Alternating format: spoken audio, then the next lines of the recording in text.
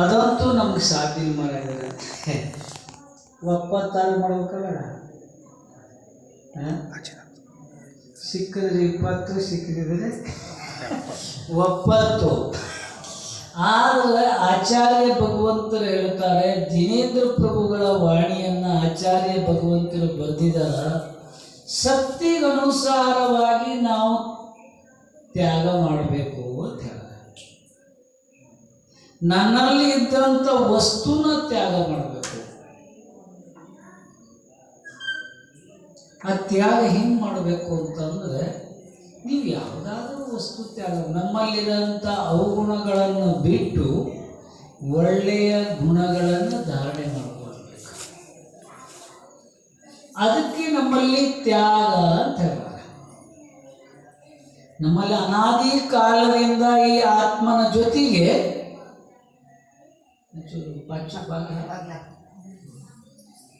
ಕಿಟಕಿ ಹಾಕ್ಯಾರ ಬಂದೈತ.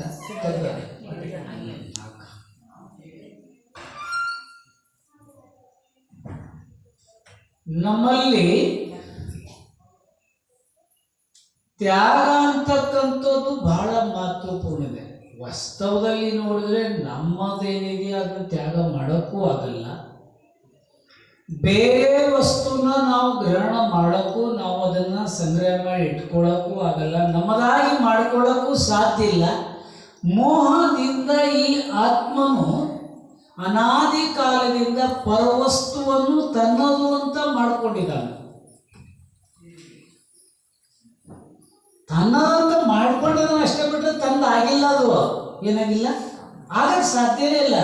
ಬೇರೆ ವಸ್ತು ಎಂದೂ ನಮಗಾಗಕ್ಕೆ ಸಾಧ್ಯ ಇಲ್ಲ. ನಮ್ಮದೇನಿದೆಯಲ್ಲ ಅದು ಎಂದೂ ಬೇರೆ ಆಗಲಿಕ್ಕೂ ಸಾಧ್ಯ ಇಲ್ಲ.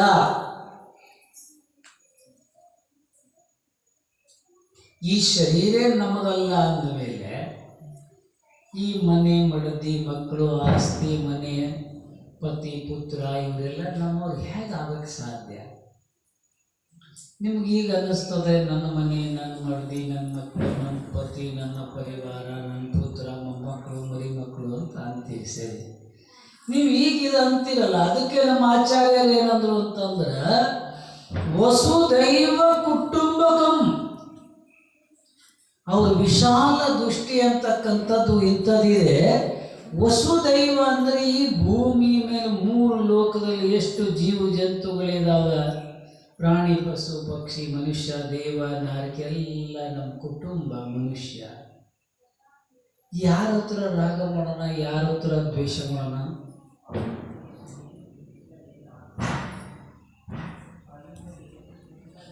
ಏನೋ ಒಂದು ಬಾಗಿಲು ಹತ್ತಿರ್ಬೇಕು ಅನ್ಸಲ್ಲ. ನಾವು ಯಾವುದು ನಮ್ಮದು ಅನ್ಬೇಕು, ಯಾವುದು ಪರ ಅನ್ಬೇಕೀಗ? ಅದಕ್ಕಾಗಿ ನಮ್ಮದನ್ನ ನಾವು ತ್ಯಾಗ ಮಾಡೋಕ್ಕೂ ಆಗಲ್ಲ, ಬೇರೆಯನ್ನ ನಾವು ಗ್ರಹಣ ಮಾಡೋಕ್ಕೂ ಆಗಲ್ಲ ಅದನ್ನ. ಆದರೆ ನಮ್ಮ ಆಚಾರ್ಯರು ಹೇಳ್ತಾರೆ, ಆದರೆ ಈ ಮೋಹಿ ಪ್ರಾಣಿ ಏನಾಗಿರ್ತಾನಂತಂದ್ರೆ ತನ್ನನ್ನೇ ತಾನು ಮರೆತು ಬಿಟ್ಟಾನ. ನಾನು ಯಾರು, ಎಲ್ಲಿಂದ ಬಂದೆ, ಎಲ್ಲಿ ಹೋಗಬೇಕು, ಈ ವಿಷಯ ಪ್ರಜ್ಞೆಯೇ ಇಲ್ಲ.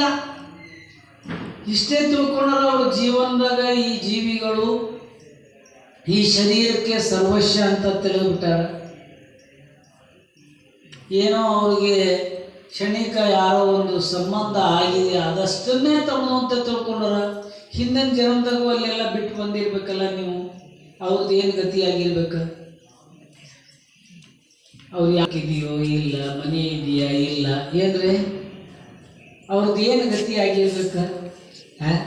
ಅಲ್ಲಿನ ಮಡದಿ ಮಕ್ಕಳು ಇರ್ಬೋದು, ಅಣ್ಣ ತಮ್ಮಂದಿರು, ಬಂಧು ಬಾಂಧವರು ಎಲ್ಲರೂ ಇರ್ಬೋದು, ಒಡ ಹುಟ್ಟಿದವರು ಎಲ್ಲರೂ ಇರ್ಬೋದು. ಅವ್ರದ್ದು ಗತಿ ಏನಾಗಿರ್ಬೇಕು?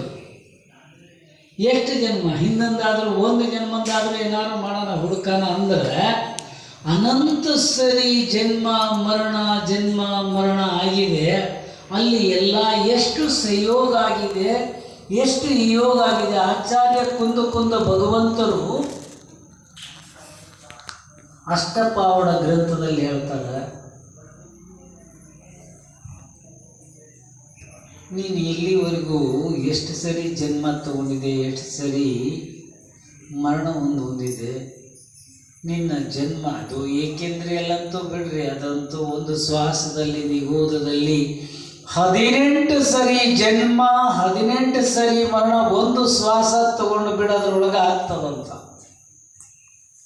ಆಮೇಲೆ ಸಂಗೀತ ಪಂಚೇಂದ್ರಿ ಪರ್ಯಾಯಕ್ಕೆ ಬಂದು ಕೂಡ ಎಷ್ಟು ಜನ ತಾಯಿಂದಿರ ಹಾಲನ್ನು ನೀನು ಸೇವಿಸಿದೆ, ಆ ಒಂದೊಂದು ಹಾಲನ್ನು ನೀನು ಕುಡಿದಿದೆ, ಅದರದ್ದು ಒಂದೊಂದು ಹನಿಯನ್ನು ಸೇರಿಸಿಟ್ಟು ಇಡೀ ಜಗತ್ತಿನ ವಿಶ್ವದ ಅಪಾರ ಅಸಂಖ್ಯಾತ ದೀಪ ಸಮುದ್ರಗಳಿದಾವಲ್ಲ, ಆ ಸಮುದ್ರಗಳು ಸಾಲದಂತೆ ಅಷ್ಟಾಗ್ತದೆ. ನಿನ್ನ ಜನ್ಮ ಮತ್ತು ಮರಣದ ಸಮಯಕ್ಕೆ ನಿನ್ನ ಬಂಧು ಬಾಂಧವರು ಕಂಪನಿ ಹರಿದಿದ್ದ ಒಂದೊಂದು ಹನಿಯ ಒಂದು ಕಡೆ ಸೇರಿಸಿಟ್ರೆ ಈ ಜಗತ್ತಿನ ಯಾವ ಸಮುದ್ರನೂ ಸಾಲದಂತೆ ಅದನ್ನು ತುಂಬಕ್ಕೆ ಯಾರಿಗಾಗಿದ್ದು ಮಾಡೋಣ. ಅದರಿಂದ ನಮ್ಮದನ್ನು ನಾವು ತ್ಯಾಗ ಮಾಡೋಕ್ಕಾಗಲ್ಲ. ಬೇರೆಯವ್ರನ್ನ ನಾವು ಗ್ರಹಣ ಮಾಡಿ ಇಟ್ಕೊಳ್ಳೋಕ್ಕೂ, ನಾವು ಅದನ್ನು ಸಂಗ್ರಹ ಮಾಡಿ ಇಟ್ಕೊಳ್ಳೋಕ್ಕೂ ಆಗಲ್ಲ. ಆದರೆ ಮೋಹದ ಹೊಸ ಆಗಿ ನನ್ನದು ನನ್ನದು ಅಂತ ಇದು ಹಿಂದೆ ಬೆನ್ನು ಹತ್ತಿದ ನಾವು. ಒಂದು ಜಾಗದಾಗ ಹೇಳ್ತಾರ, ಜಿಂದಗಿಗೆ ಕೋಜ್ ಕೆ ನಿಕಲ ಆಕಿರ್ ಮೌತ್ ಕೆ ಘಾಟ್ ಪರ್ ಖಡಾ ಹೂಂ.